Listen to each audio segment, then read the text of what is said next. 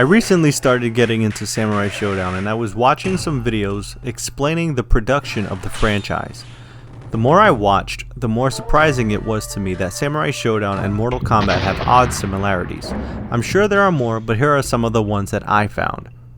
Good morning, good afternoon, or good evening, depending on where you're watching this in the world.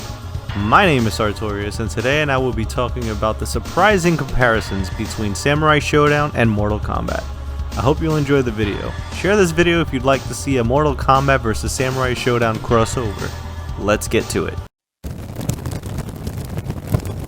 I'll start off with an obvious one. The weird incorrect spelling of the two titles. As we all know, Mortal Kombat is spelled with a K instead of the correct spelling, which is with the letter C. In Japan, the game is called Samurai Spirits, but in other parts of the world it's called Samurai Shodown. They were originally going to spell it correctly, with a W after the first O, but they wanted to remove that W in reference of the popular movie at the time called Shogun. Both games' second word of their respective titles are spelled incorrectly. On the topic of movie inspirations, Mortal Kombat was created with great inspiration from the Bruce Lee film Enter the Dragon. Samurai Shodown was created with great inspiration from a film as well, called Samurai Reincarnation. Not only was Mortal Kombat inspired by Enter the Dragon, but characters were inspired by people from other films as well, such as Jean-Claude Van Damme for Johnny Cage, Bruce Lee himself for Liu Kang, and Raiden was inspired from a character called Lightning in the movie Big Trouble Little China, just to name a few. Samurai Shodown have quite a bit of characters inspired from real life as well, such as Haomaru being inspired by a samurai called Miyamoto Musashi. Jubei Yagyu was inspired by Jubei Mitsuyoshi Yagyu, and Shiro Tokisada Amakusa inspired by a real leader named Amakusa Shiro. I apologize for butchering those names. When it was released on home consoles, Mortal Kombat 1 was released on Nintendo and Sega. The Sega version had all the fatalities in it that was seen in the arcades, but the Nintendo version censored them. When Samurai Shodown came out on the Nintendo and Sega consoles, it shared the same fate. The Sega version kept all the dismemberments while the Nintendo version censored them altogether. In Mortal Kombat 1, after playing 3 matches against the computer's AI, you get a neat little minigame called Test Your Might, where you mash buttons in order to break a stack of different objects. This minigame wouldn't return at all until many years later. In Samurai Shodown 1, after playing 3 matches against the computer's AI, just like Mortal Kombat, you get a minigame where you use your character to break these straw models over the course of time. This minigame, however, would never return in another Samurai Shodown game. The success of Mortal Kombat changed everything in the video game industry with the release of the first game. However, the game that really launched everything was Mortal Kombat 2. It brought everything it needed in order to improve on a franchise. It turned the gaming world upside down, so to speak. The really crazy thing about this is that Samurai Shodown 2 saw a lot of the same success, so much so that it even won Game of the Year for the year of its release.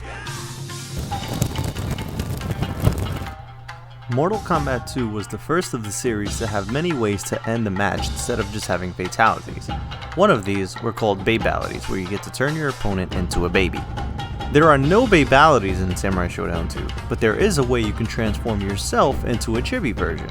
Look at the similarities. These toy transformations would later return in Samurai Shodown 6. At the height of the success of Mortal Kombat, it had loads of things. One thing in particular is that it had its own comic series. In Japan, and as far as I know was also released in other parts of the world, Samurai Shodown was so big it had its own manga series. Not only that, they both had a television series. Mortal Kombat had a cartoon, and Samurai Shodown had an anime series on TV.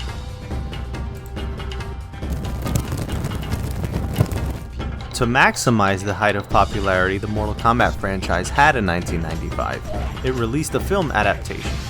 Anyone want to wager a guess what happened when Samurai Shodown was at the max of its popularity? They have an animated movie.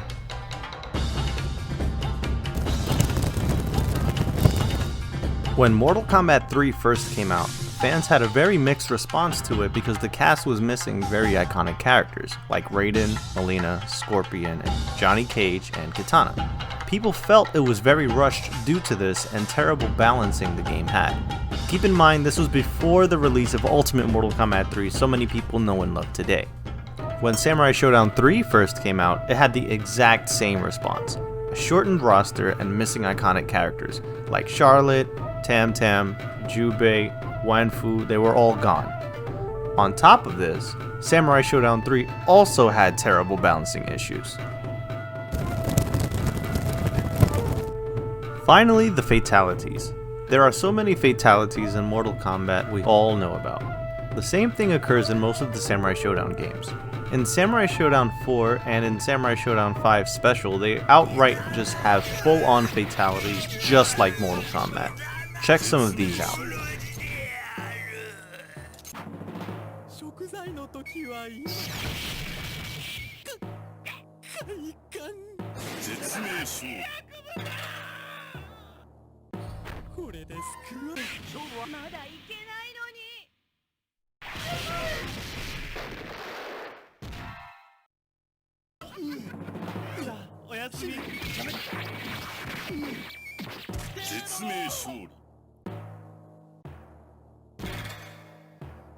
In conclusion, those are 11 things that I have found that Mortal Kombat and Samurai Shodown oddly have in common. I'm honestly surprised that we never had a Mortal Kombat vs Samurai Shodown game at any point since they are so similar. This is probably the only series that SNK wouldn't mind having their characters get fatality'd. I'm sure there are more, but these are the ones that I discovered myself. If you know of any I may have missed, please put them in the comment section below. And that's about it, you guys. I hope you guys all enjoyed the video. Don't forget to share this, and thank you for watching. Have a wonderful and blessed day.